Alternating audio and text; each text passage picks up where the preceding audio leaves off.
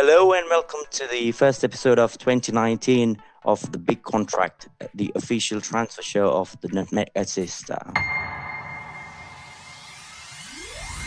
So we bring to you all the transfer rumors, transfer done deals, and what's happening in the transfer world of football around the world.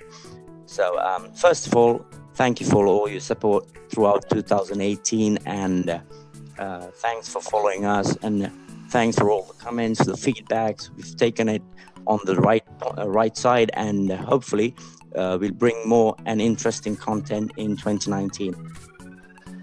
So today we are talking about 4 players, the transfer done deals. A few of them are done deals, and one is a transfer rumor, a high quality, high profile transfer rumor that's been flying around for a while now. And we'll be focusing on the Premier League players for this episode. So we'll start off with... Oh, before that, I have a couple of guests with me on this show tonight. I have Yossi and Ritvik. So say hello to Yossi and Ritvik, you guys. Hi. Hello, everyone. Yeah. Thank you. And now let's start. We're going with the first player is Cesc Fabregas. All right. So Ritvik, you're right to talk about Cesc Fabregas and the impact that he's made in the Premier League, and he's joined Monaco. So he'll definitely. Yeah, one of the Premier legends. Yes, Fabregas, for him to be said, basically his future at Chelsea wasn't there actually, because since Maurizio Sarri brought his new system with Jorginho, Conte playing regularly, and he's also planning on bringing Nico Barella as well from Italy.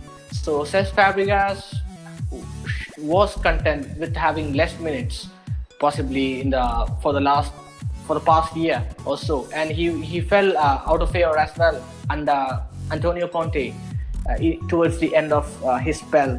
So for Fabregas, a move was the best thing for him in his career, because he's aging, he's a very experienced player, and most importantly, he's a winner. He's won the Premier League, he's won the La Liga, and he's a World Cup winner as well. So he needs more minutes in this stage of his career, and the move was the right choice for him. And as far as the club is concerned, Chelsea won't be affected much, but for Monaco, it's a massive coup, especially for Thierry Henry, who's making his debut managerial. It's his debut managerial role there at Monaco, and he's struggling. Monaco are in the relegation zone. Most likely they'll be relegated, but the addition of Fabregas may just change things around, because he's got experience, and the squad there at Monaco is really, really young, and a player like Fabregas could really, help the youngsters, and maybe, just maybe, Monaco could survive relegation this year. So if you look at it in an overall perspective, I think it should be a 7 out of 10 transfer. I think I would give a 7 out of 10 rating for this transfer. All right, so you've rated the player based on the move, based on what he's done in the Premier League and what he's capable of, and how he's going to impact the club that he's joining to, right? Yes. All right, so that's a 7 out of 10 that we give for the Fabregas to Monaco transfer. All right, moving on to the second one, we'll go with Christian Pulisic, the US player who's just joined Chelsea from Dortmund. So Yossi, that's a big signing made by Chelsea there. Oh, mate, it's a massive signing. I mean, as well as costing a lot of money, it's something that Chelsea have needed. They have an aging squad. Pedro, William, Hazard, all coming towards the end of their contract, and it's something that Chelsea really have to plan ahead. They've managed to get him for the beginning of next season, so he'll spend the rest of this season at Dortmund. And I think it's going to be a good transfer, because Chelsea just need attackers, and at the moment he's not getting playing in time under Lucien Favre. And that's due to a change of system. He was under the previous manager playing a lot, and now not so much because he's being replaced by Jadon Sancho. So I think this is great for Christian Pulisic. I think for Chelsea's perspective, they've got a player that they need, but they've paid a bit too much for him because his contract's going out in just over 12 months' time. So they probably could have gone a little bit cheaper. But I think Dortmund knew that they needed him, and maybe he's going to be the Hazard replacement. So I'm going to rate this as about 8 out of 10 because I feel like it works for all parties. I feel like Chelsea may have just a bit overpaid for him now. Oh, yeah, that's the reason you probably would have given an 8, just because of the amount, right? Yeah. Overpaid, but a very good transfer indeed. Yeah. All right. Next, we move on to Solanke, the big one. I mean, he's played a few times for Liverpool, but Liverpool got a massive amount of money for him, £19 million. So, Liverpool to Bournemouth, Solanke, 19 million. What do you have to say about that, Ritwik? So basically, Solanke moving to Bournemouth, I'm quite skeptical on it because basically he's had his chance here and there. Liverpool came from Chelsea, never really got an opportunity, and Bournemouth have a history of signing like Liverpool players that just don't do that well. Jordan Ibe for 15 million, nowhere to be seen. Brad Smith, 6 million, nothing to be seen. So I'm quite skeptical on it, even though he's quite a talented player. As well as that, they've also got 2 strikers who are going to be ahead of him in Josh King and Callum Wilson. And if they both stay around, there's no guarantees.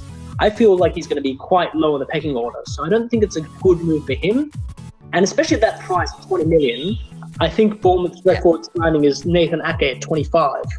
And I could be wrong. So I feel like they've overpaid for a player that they won't necessarily need. And I think the only reason this comes off is if Callum Wilson does move and he somehow manages to do well, which I'm, again, skeptical on. So if I had to give that a value, I say that's a 3 out of 10. The only one that got a good side of the deal is Liverpool, and that's because they got a lot of money for it. Lots of money, yep. All right. So 3 out of 10. Do you think that's a bit low or fair enough? As in, it has the potential to be more, but with the players that Bournemouth have, I feel like it can't be any more than a 3. I was considering even lower. And they've paid a massive amount of money. Massive amount, and his wages are significantly high given the state of the club. Yeah, exactly. All right. So 3 out of 10 for Dominic Solanke. Now, moving to the last one of the day. Now, this is a transfer rumor that's been flying around since the opening of the window. And it's a pretty big rumor as well. Aaron Ramsey from Arsenal moving to Juventus for 140,000 a week. So 140,000 pounds a week. So it's a big move if it does happen. So and he's getting moving there for a free because his contract runs out at the end of the season. So Ritwik, how does that transfer rumor sound? Still a rumor, but a high-profile one. Yeah, but when you speak about Aaron Ramsey as a player, he's been one of Arsenal's best players over the past few years, and he scoring some very important goals in the finals and very important goals in some other games as well. So if you look at it from Ramsey's perspective, Juventus, yes, it's a really, really high-profile move for him. He really has a chance to win the Champions League as well. I think play better in the Champions League. But when you look at it from Juventus' side, do they really need him? That's the question, because they have a lot of central midfielders now. Miralem Pjanic, Blaise Matuidi, Emre Can, Sami Khedira. And if they are to sign Aaron Ramsey, it might most possibly mean that Sami Khedira will depart the Turin club this summer. So if you look at it overall, it's a really, really good signing for Juventus, especially when you see that he's going to sign on a free transfer. Because since 2009, Juve has got a lot of very, very high-profile footballers on a free transfer. In 2009, they got Fabio Cannavaro. 2011, Andre Pirlo. 2012, Paul Pogba. 2013, Fernando Llorente. 2014, Kingsley Coman. Then they got Sami Khedira, the one I talked before. in 2015, then Dani Alves in 2016, and last summer they got Emre Can as well. So it will be a very, very big coup for... You look at that list you just said, UV's transfer policies, especially finding free players, it's pretty good, I say. Definitely. And he's going to earn big there at Juve as well. And he's going to play along with one of the greatest footballers he is. That the world has ever witnessed. His pay scale is only second to Cristiano Ronaldo. So I don't think he'll be sitting on the bench. I don't think they'll pay him that kind of money to keep him on the bench. Yeah, definitely. And like I said, if you want to give me to give a rating for this, I'd give an 8 out of 10. 8 because I'm not so sure if Juve actually need this player, because they have a lot of good central midfielders, although they are aging. But 8 out of 10. Maybe if Sami Khedira is leaving this summer, I'd give them a 9, because Aaron Ramsey is really a really good player. And along with the likes of Cristiano Ronaldo, Pjanic, Matuidi, etc., he will thrive. Also, they have Paulo Dybala as well, so he will thrive along with world-class players. So maybe a 9 out of 10 if it means Khedira is leaving, or else I'd give an 8 out of 10. All right, so should we? You could maybe fix at 8.5. Yeah. All right, that's fair enough. And still, we can't give a 9 because 9 is pretty much like transfers. I mean, it should be a done deal to give it a 9. Yeah, still a rumor. Yeah, definitely. Yeah. You know, it can break through as well. So you never know. Yeah, definitely. All right, so we give an 8.5 for Aaron Ramsey to Juventus. Yeah. So that was it, guys, for the first episode of The Big Contract in 2019. Thank you to Yossi and Ritwik for being part of the show.